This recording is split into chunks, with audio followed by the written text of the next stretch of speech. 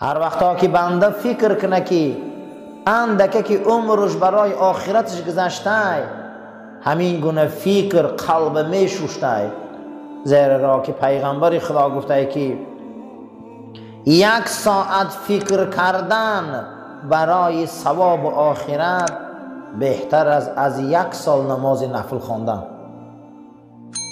کسی 1 ساعت فکر میکنه که کاری خیری من کدام باشه، ذکر خیری من کدام باشه، یاد آخرت من کدام باشه، 1 ساعت فکر کنه از 1 سال عبادت نفلش بهتر بوده. فینبغی للعاقل ان یتوب من الذنوب الماضیه. انسانی صاحب عقل، انسانی با عقل، ترا خدا عقل داده، گناه های گذشته تا گریبان تا قبل گریه کن و توبه پرس از او. و یتفکر فیما یقربه، فکر کن که چی ترا به خدا نزدیک میکنه و چی ترا نجات میتیه، و در روز قیامت چی عمل نامه اعمال ترا به دست راست میتیه. اینا فکر کن. در عمل کوتاه نبیا، در توبه سیر حرکت باش، هر دقیقه ذکر خدا تا زیاد کن، زیرا که تو سیقل میابی و پاک میشی. و یترک مناهی، کارهای بی معنی را بس کن، کارهای پرگناه را بس کن، عملهای زیشت را بس کن، زیرا اینکه عمل زیشت قلب بدبو میکنه، یاد گناه قلب بدبو میکنه. عیسی مسیح گفت اگر در یک جایی که علنگه علاب باشه، مهرین و تریزه های شما هوی باشه، دود علاب و بوی همون علاب خانه شما میدره؟ گفتم بله میدره. گفتم چیکار میکنه؟ گفتم بدبو میکنه. گوی یاد گناه و فکر گناه هم همینه، ایمان شما را بدبو میکنه. و بعضی دودای هسته که دیوالا را سیاه میکنه. گناه را نکنی و یادش کنی و فکرش کنی، قلب چی میکرده؟ سیاه میکرده. برای پیش از رفتن او زمین قیامت و گور یگان چی روی کنی خدا میگاخی و فرد و میره آخه اوجا یا چی روی کنی؟ آخه من اینجا کار میکنی کو فقط خان وطن میری، آخه یا چی روی میکنی کو اونجا که خانه تا آباد کنن و چراغ تا روشن کنن و برای دسترخوان یا چی گیرن و اینجا کار میکنی که همونجا نویگری شما، آخه پگه همونجا میری کو. خدا در قرآن برای ما گفته است آخه پگه میری همونجا، آخه اوجا را آباد کنه، اوجا را یک چراغ شیرونه، او گورم آباد کنه، او قیامتانم آباد کنه. یعنی که ما عملت فی یوم القیامه، آخه یگان کار یگان عمل کنه در آن روز قیامت که قیامت هم آباد شود. اعلم ایها الناس، ای مردم گوش کنه، ان النفس الاماره بالسوء، این نفسی که آدما را به کفر میبره این چیزی بده، این دشمن مانه، ای ابلیس هم این گنده های، این شیطان را به قوت میکنه، هوای نفس همه را پس میکنه. کدام نفس؟ نفس اماره، نفسی که ای خدا بیرون میبروی، نفسی که از رسول الله بیرون میبروی، نفسی که از شریعت بیرون میبروی. این نفس گفته تو را به ایمان میکنه. ای بچه آدم حیف نکخته. و شهواتها، و کشش های این نفس همه را فریب داد. هیچ کس در امان نماند، هیچ کس در امان نماند، همه را فریب داد، همه را حیف کرد. زیرا اینکه کسایی که از خدا و رسولشان به امید این نفس دور شدن، وای بر حالشان. به نفسم نمیشوه، نفسم حلاله همون وقتی که او در چارچوبه دین خدا و رسولش باشه. لأن من تبع نفس الامن والغفلة والراحة والفترة والكسل فدعواها باطل و كل شيء منها غرور. هر شخصی که پیرو شو به نفسش، گوه که این نفس من غافل نمیکنه، من در راحتم، من تنبل نمیکنه، من هیچ محل یگان کار نمیکنه. میگه نه، دعواش باطله، زیرا این که انسان ها از لجام کردن نفس به درجه های بالا رسیدن. وقتی انسان گشنه میمانده ایمانش نور پیدا میکرده. یک ماه شریف رمضان ده ایمانان نور پیدا میکنه. من بازم میگم هر آن نفسی که ما را از خدا دور میکنه وای حرامه. هر آن نفسی که ما را از رسول دور میکنه وای حرامه. هر آن چیزی که در چارچوبه خدا و رسول وای حلاله. و کل شیء منها غرور. هر کسی که از خدا و پیغمبر دور شد و قسم به خدا فریب خورده، فریب سخت خوردگی. و این رضیت عنها و تبعت امرها هلکت. اگر راضی باشه در همه زندگی، پیرو باشه به همه زندگی که از خدا و پیغمبر دور باشه، وای بر حالش که هلاک شده، وای بر حالش که هلاک شده. و این غفلت عن محاسبتها، پنسون در بچت میپرسی، اگر خدا ایچی رو نمیپرسن. هر کسی که از حساب خدا غافل باشه وای بر حالش. از حساب خدا غافل نشه ببته، پگه میپرسه او، پگه این نفسا رو میپرسن، پگه این سلامتی رو میپرسن، پگه این نعمتای دادگیش رو میپرسن. امروز کو یک پنج سامان دادن ای بچه میپرسی و این قچی را داده نمیپرسن. میگن شما غافل نشوی. غرقت، وای بر حالت غرق شدی.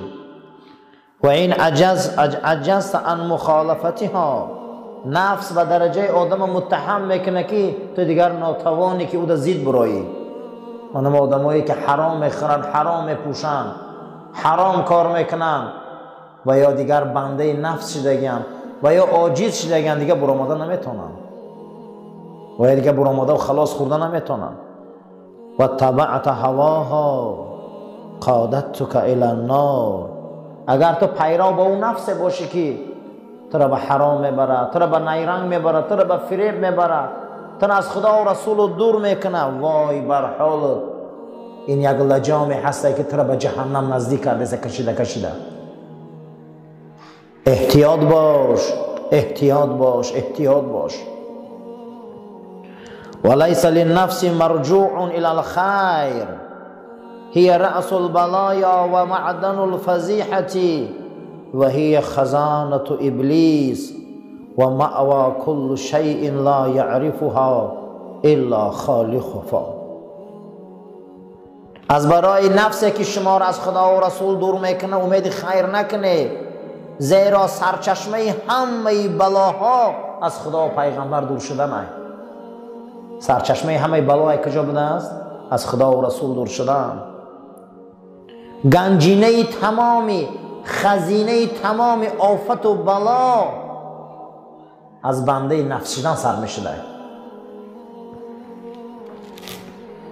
گنجینه ابلیس نفس پرستی بوده.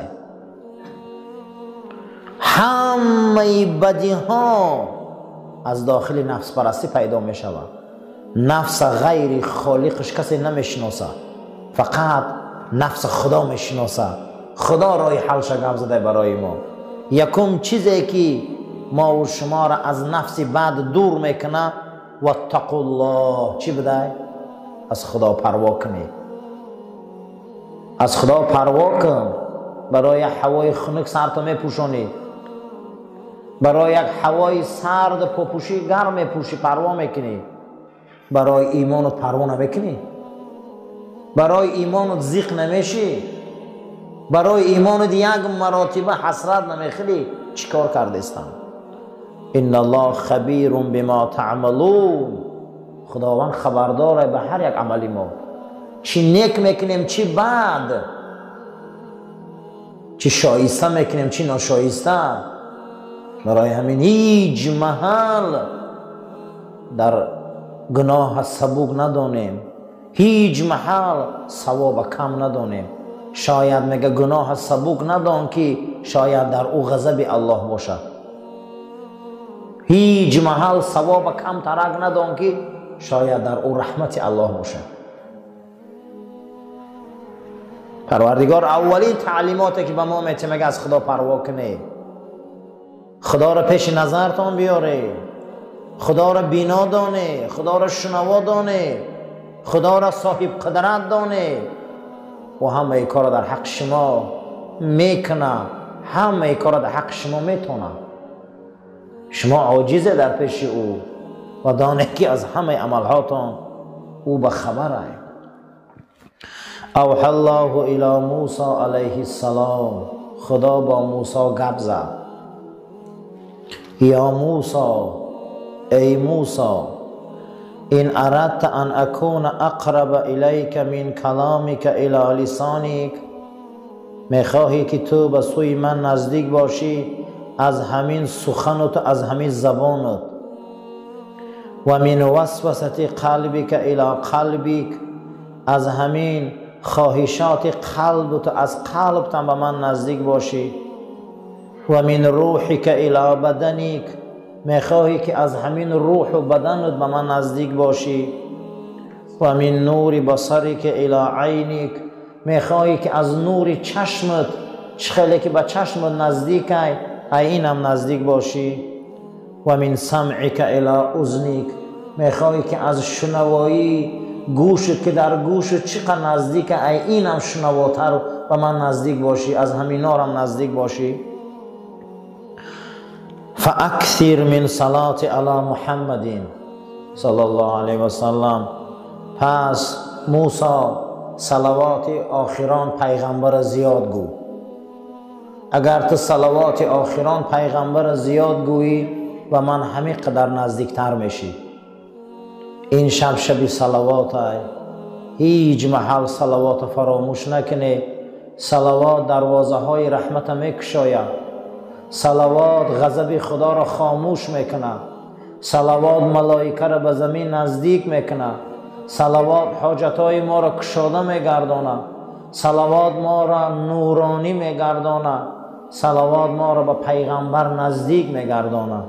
صلوات چنان بزرگ است که موسی با این صلوات به خدا نزدیک شده. خداوند این زمین و آسمان با طفیل رسول اکرم آفریده. خداوند این قرآن به قلب پاک حضرت پیغمبر داده.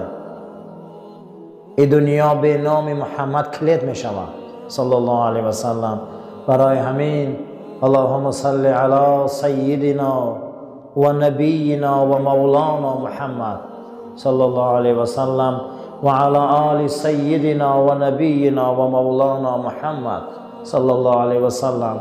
این دنیای پر از ضرر، این دنیای پر از محنت، این دنیای پر از کشاکش، این دنیای پر از بی‌معنیگی و ناامیدی، از همه این در پیش صلوات رسول الله هیچیه که ما با نام او زنده ایم. ما با صلوات او زنده ایم.